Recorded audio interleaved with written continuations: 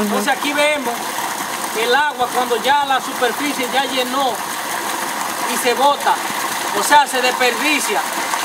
Y a nosotros no nos suministran agua. Nosotros vinimos aquí para saber si hay agua o no. Y esta es la razón por la que nosotros estamos viendo que hay agua. Aquí se ve, aquí podamos ver que hay agua suficiente para ambas comunidades.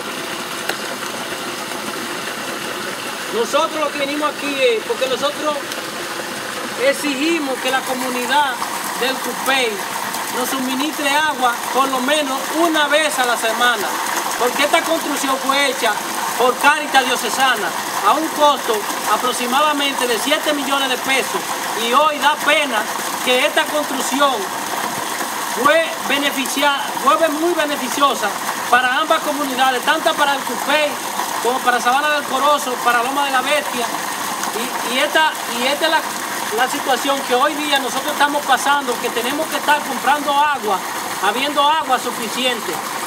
Nosotros no queremos conflicto con el Cupey, nosotros queremos que nos suministren agua, que por nosotros el Cupey consiguió esta construcción, que ustedes pueden ver la construcción que fue hecha por Cáritas y Coraplata, que en conjunto hicieron una labor muy beneficiosa, pero hoy día nada más se está beneficiando una sola comunidad. Y nosotros queremos que se le busque la solución urgente, porque ya estamos cansados de ir a Coraplata y no se nos hace caso. Siempre un cuento que si la bomba no sirve, Coraplata debe comprarla, porque nosotros ya estamos cansados. ¿Cuántas amas de casa? ¿Cuántos nosotros somos todos pobres que no podemos comprar un camión de agua, un tanque de agua que cuesta 50 pesos, un camión de agua que nos cuesta 1000 pesos?